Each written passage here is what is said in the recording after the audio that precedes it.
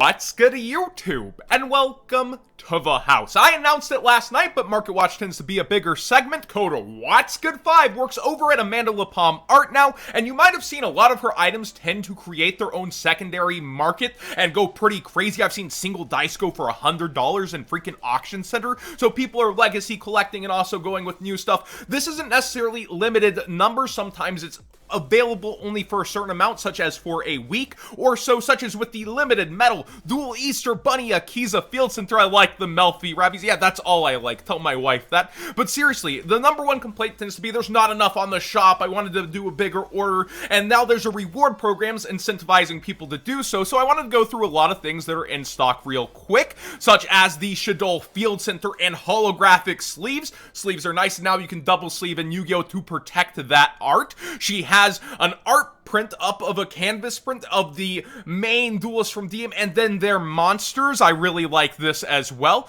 You have, it's a bit expensive, a nice leather binder of Galatea, and then on the back you have Longyearsu. You have Digimon products such as this, is it a double deck box technically? It is a deck box. I don't know that it would qualify as double necessarily, but it's pretty darn thick in the amount of cards it can hold, and the artwork with Angie Woman, a lot of people's classic waifu when they were a kid, and this amazing playmat 2-player that she's working on for $60. Now, the reward program works as follows. Basically, every dollar you spend, you get 10 life points. You earn 100 extra points if you sign up for our newsletter. You earn 100 points on your birthday, and then you can convert those into rewards. And the more you spend over time, such as you reach thresholds of life points, you'll end up getting a multiplier on the amount you earn over time. So basically, you remove a zero. If you spent $100 on the site, it goes to 1.1. If you spent $350, it goes to 1.2. And then you get awesome rewards, metal dice that you can only earn this way that I'm sure will eventually like go off, and then it'll be new ones she designs. Or you have field centers, and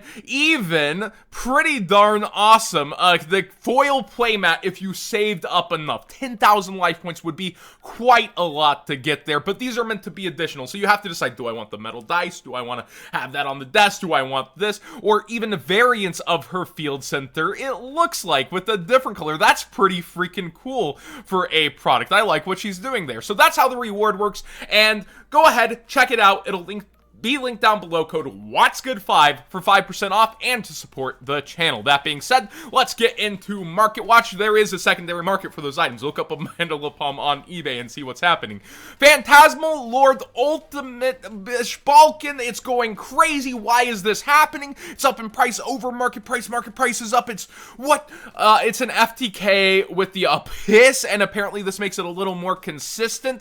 I've seen a lot of FTKs in my time that once they get stopped by a hand trap pretty much in their tracks, doesn't really take traction. This doesn't feel like the Saryuja slash draw Dark World FTK kind of thing. Not really with the dangers. It feels more like a gimmick FTK that, haha, that's funny, and FTKs often become money on the market, but do they really actually go out and become sales rates and crazy things, or is it kind of waves into the cards? We'll see if this actually continues selling, but that would be the reason this seems to be up in price right now. Now, I actually saw a Harpie Tri-Brigade in high rated over on Dueling Book. I was very impressed, smacking down Virtual Worlds, and this is the card they were doing it with. A penny stock I suggested long ago around that 50 cent, $1, even $2 range for this Duel Saga rarity, and then you have a super out of Sisters of the Roses, and then in Season 2 you got it as a common, so you do have an alternate version. Weird enough, pretty up there in price. This card's amazing, though. If you have not read it, it's going to be one of those moments for you if you haven't. If you control a wind, wing, beast type monster, until the end of this turn, negate any monster effects your opponent activates. Wow, that's also like a Samorg or something that you can get out of your extra deck. If you control a Harpie monster, you can activate this from the hand, making it much harder to deal with, and also, haha, surprise.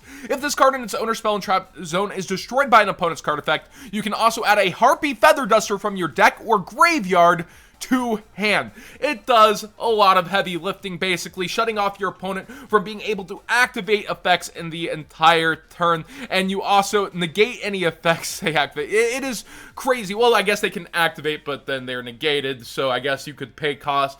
I digress. Card is bonkers. This is out of Duel Saga, a March reprint set. It's highest rarity, but if you prefer, there's also a super rare reprint back in Sister of the Roses, and it's doing pretty well for itself. This is a card that I think has a lot of potential despite its recent reprint and pricing. And speaking of Harpie cards, they're often very expensive on the market for the higher end stuff. Most recently, we have Larts that are hanging up there in price for Chandler and Queen, and the Ultra Chandler no slouch themselves out of the Mega Packs or Tachyon. I think it's pretty impressive to see innovation within this metagame that feels stale for a lot while people are like banless, banless, banless. Somebody's out there beating up people with Harpies, and there's actual reflection in the market of people believing in it. Tri-Brigade, also we've seen Furgit go up in price even further than last time we looked. The lowest listed near mint around $235 and going up quickly. The Starlight market has had a bit of resurgence in itself, and what do you guys think of how that's going? Do you think Starlights are still that new wave? It's going to continue to go well, or do you think a lot of them are going to bottom out? I know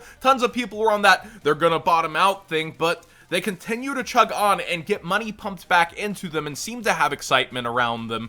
Very interesting to watch this go from like 165 now earning a market price of 191 and be 235 lowest listed. Speaking of cards getting a little bit of hype, I do want to note, I've said it before on Market Watch, the unlimiteds of this do exist, and now you're starting to see them on our market. Also, the lowest listing here, it does look pretty scratched up. I suppose you could pass that off as near mint depending, but boy, do they come out of the pack like that, and that's pretty sad. That's why people are scared to buy online. They want to see it in person. They want to see it be very nice, and that's why a lot of people put light play on theirs. But looking through here, you see unlim within this price now lining up. First, I've heard the unlim printing can look a lot better, has a lot less errors on it over from the EU, and then you see first editions near that $300 mark. It's been going up ever since Ghost from the Past was announced, despite not having the matching god cards, Obelisk and Slifer and Ghost Rare, guaranteed. People assume those are coming in the future, and with new Ghost Rares coming out that are classic to DM, giving a surge of hype to one of the best choices for Ghost Rare overall.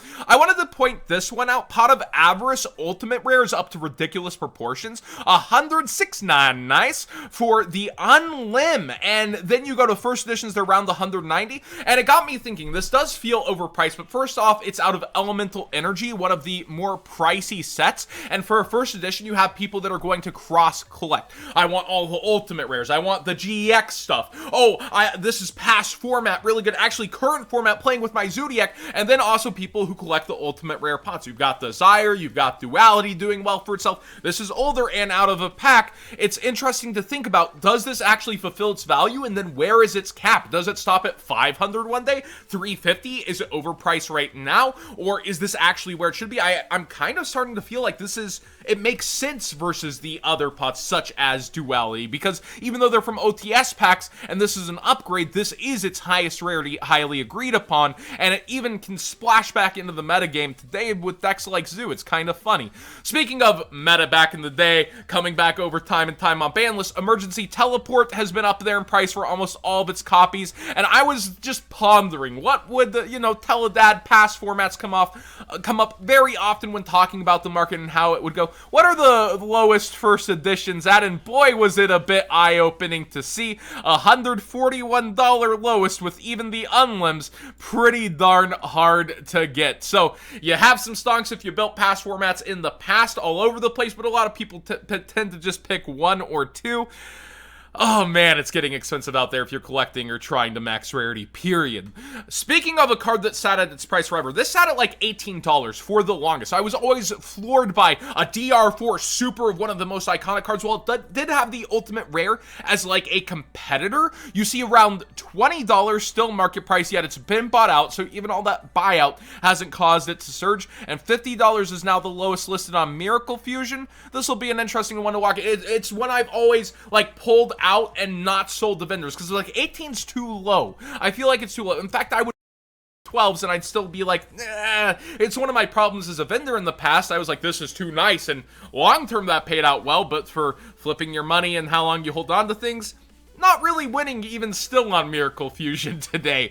That being said, let's watch this one and see how it goes. DR4 has its name to it, but people are starting to look at DR1, 2, 3, DB1, 2, going and spreading their money all over the place.